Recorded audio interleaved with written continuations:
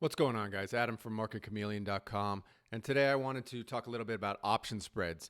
If you know about option spreads, you are going to absolutely love the features on MarketChameleon.com. Go from any page. I'm here on the MarketChameleon.com home screen. Click the screener button. We're going to look at bull call spreads today.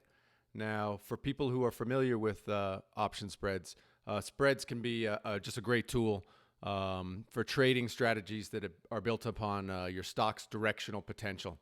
Okay, so it offers a way to limit your risk, but still generate really great returns in very, very short time frames. Okay, so I'm going to give you a simple example here where you look at the bull call spread screener here, and without any filters put in, we're looking at just about 15,500 entries. Okay, now what I'm going to do is start logging in some of the filters that I like, and you are going to see this number drop exponentially and really give us a great jumping off point to pick some stocks. Okay, so what I'm going to do first is I'm going to look at the percentage of return if unchanged at expiration. Now I'm going to go with 15%. And of course, you could just play around with these. I'm going to look at a market cap over 20 billion just to keep it with the larger companies. For my cushion to break even, I'm going to look at 3%. And earnings date, I'm going to do after expiration. The reason I'm picking after expiration is that since earnings are typically very volatile market events for options, I just want to avoid stocks that have earnings before the expiration. So as I plug in that filter, you can see my number of entries has gone from 15,494 down to 106.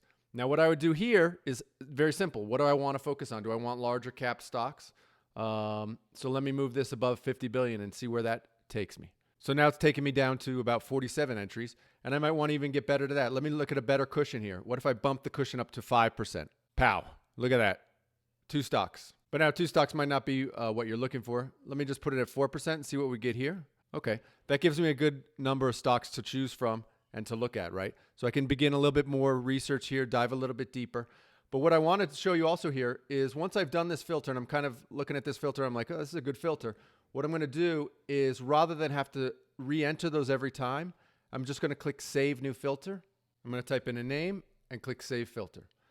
That way, when I'm looking for these bull call spreads again, I can just choose that filter and it'll pop up automatically. And of course, once you've pulled up the filter, you can then, of course, adjust any of the other inputs.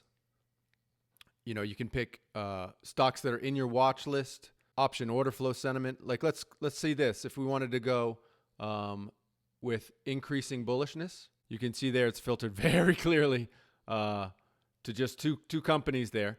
But you can just do that, play around with it. And again, once you find some filters that you like, you just click Save New Filter and save it as a new filter. Now, once you're here, you can toggle to earnings and dividends and also toggle to the volatility. And of course, if you want, you can actually just download the data as well.